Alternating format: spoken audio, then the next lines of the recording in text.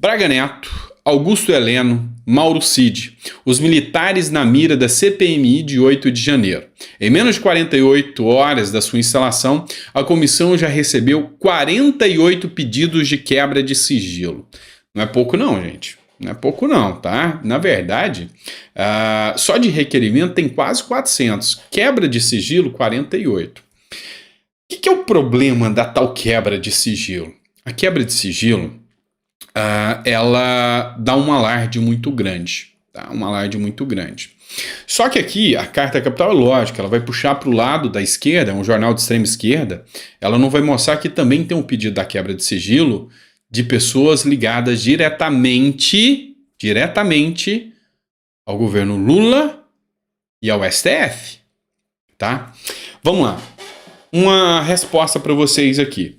Poderia o STF, ministros do STF serem convocados? Poderia o Lula ser convocado para depor na CPMI? Não. O entendimento majoritário hoje, inclusive, já é esposado pelo próprio STF, é que não. Os ministros, os líderes dos poderes não podem ser convocados. Por quê? Porque isso aí violaria a separação dos poderes. Mas e os assessores diretos? Tá?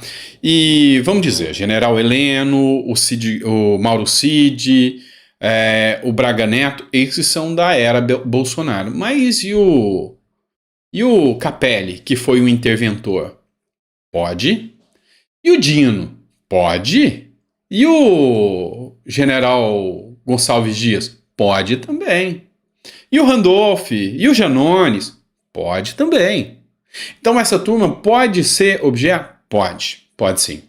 Então a grande questão aqui é, em alguns casos, o assessor ou a pessoa ligada causa uma bomba ainda maior do que a pessoa diretamente. Lembra do caso Bessias, do telefonema do tchau querida, do Lula e da Dilma? Pois é, o Bessias é que foi interceptado.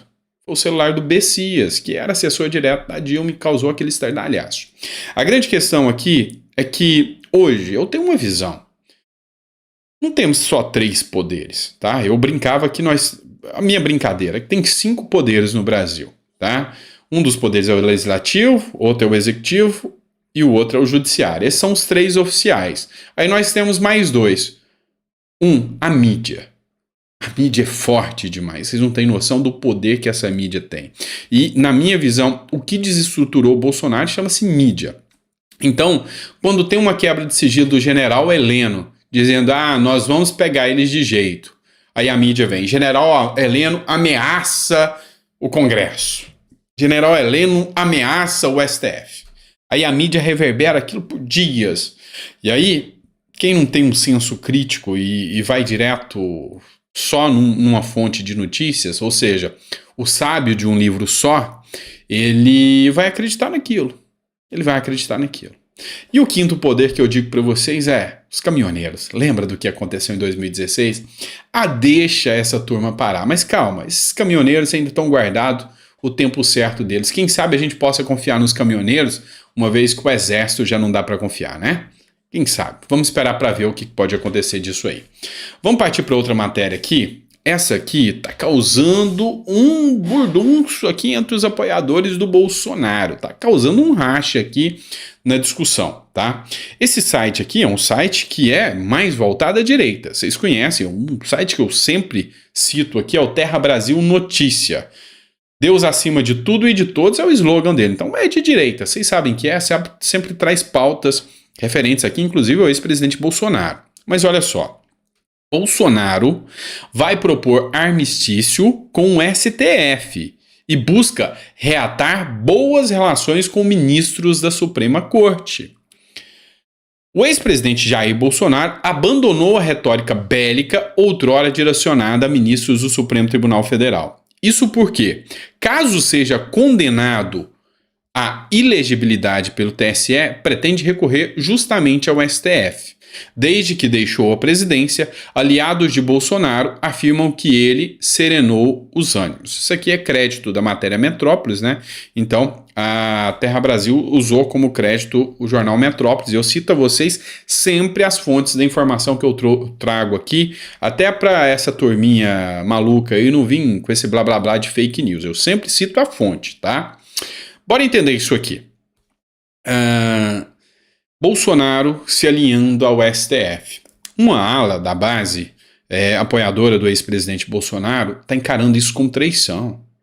Poxa, depois de tudo, mostrando o autoritarismo, a escalada autoritária do judiciário, Bolsonaro agora vem se alinhar, é um covarde, acovardou.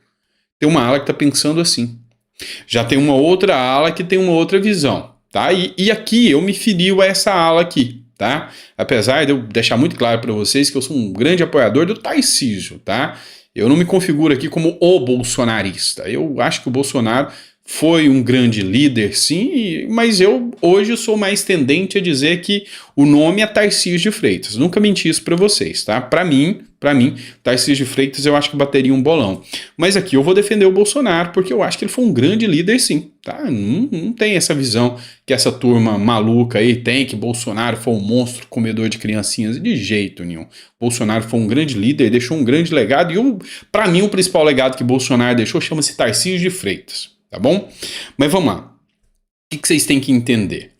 Na atual conjuntura, Bolsonaro hoje não tem poderes. E nós temos um órgão que centralizou todos os poderes universais, absolutos e supremos na sua mão, que é o Supremo Tribunal Federal. Eles têm poder para prender Bolsonaro, eles têm poder para tornar inelegível, eles têm poder até para separar o casamento dele com a Michelle Bolsonaro, tem poder até para fazer um exame de DNA e falar que a Laurinha não é filha dele. Vocês sabem que é assim. E tem poder para caçar todos os deputados. Primeira matéria foi o quê? Zambelli está na mira.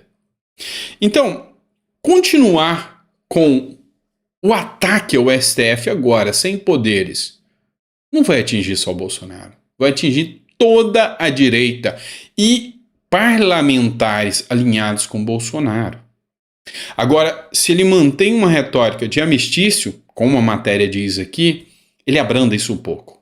Você tem que saber a hora de recuar. Só lê Sun Tzu, A Arte da Guerra. Você tem que saber a hora de atacar, a hora de recuar. Leia O Príncipe de Maquiavel. Você tem horas que você tem que saber que não é aquela postura que você tem que levar. Então, essa ala pensa assim, não é uma estratégia. E agora, por mais doído que seja, é a estratégia certa. E eu tenho essa visão, tá? Eu tenho essa visão, eu acho que é a estratégia certa. E no seu comentário, é covardia ou estratégia?